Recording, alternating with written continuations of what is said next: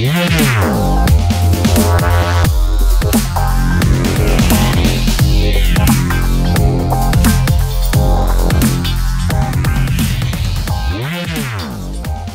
this is Jeff from EDM Academy, and today I'm going to show you how to create a popular dubstep style lead using only Native Instruments Massive. Here's an example of how it's going to sound.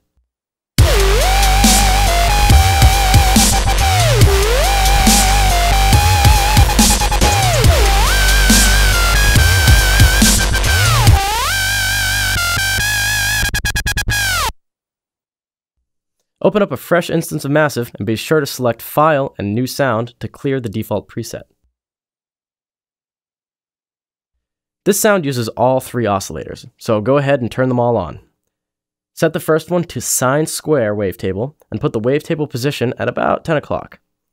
Leave the intensity and amp knobs at their maximum level. Set the second oscillator to the same wavetable, but this time turn the wavetable position to the far left and the amp knob to about 2 o'clock. Lower the pitch of the second oscillator to -36.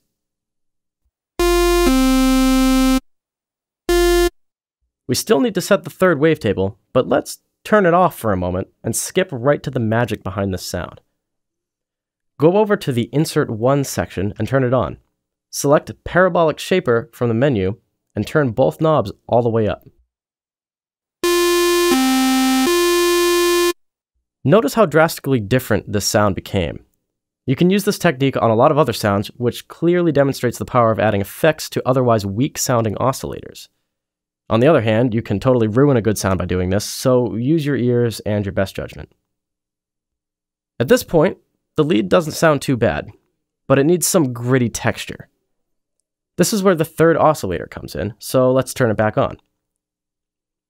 Set the wavetable of the third oscillator to Cicada, located in the Effects/Chords section of the wavetable menu. Turn the first two knobs to the far left and make sure the amp knob is at its maximum setting. Now you can hear some of the real dissonance being introduced, which makes the lead sound crunchier. You can get this effect with other wavetable settings, so feel free to experiment and make the sound your own. The glide doesn't work yet, and that's because we need to remove the ability for us to play multiple notes with this synth. Head over to the Voicing tab to open up a new set of controls.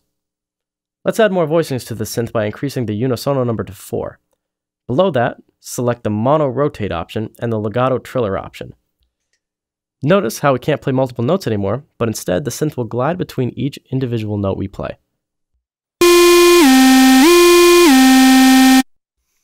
This patch is loud but incredibly wild. The tone changes every time you play a note, subtly but it's happening, and the high end and low end are a bit too strong. Let's get the synth under control by changing some of the settings to keep the phase and EQ in check. Start by heading over to the tab labeled OSC. We won't need a stereo spread for this lead, so we can sacrifice spread and gain consistency by activating Restart via Gate. Suddenly, you'll notice that every time you play a note, the sound is exactly the same. That's because this option lets you manually set where the phasing of each oscillator begins. You'll also notice that the notes are much louder, which is a side effect of doing this. While we're on this tab, let's set the glide time to 11 o'clock and activate the mono button for vibrato. Introducing a slight glide effect between the notes is optional, but pleasing to the ear. Vibrato is common in this type of lead, and setting it to mono mode will make sure that each voicing of this synth vibrates in pitch altogether, and not as an obvious set of separate instances. Have a listen to the difference.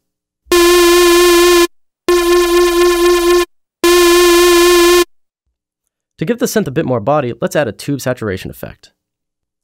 Saturation is oftentimes used to compress the spectrum and round off the high end, which is preferable here. Go to Effects 1 and select the Teletube option. Leave both knobs at 12 o'clock. We're almost done. The synth sounds great right now, but the low and high end are pretty loud. In your DAW, use an EQ to roll off just below 1000 Hz and high cut around 18 Hz. Great. This lead is under control and ready for some heavy bass music action.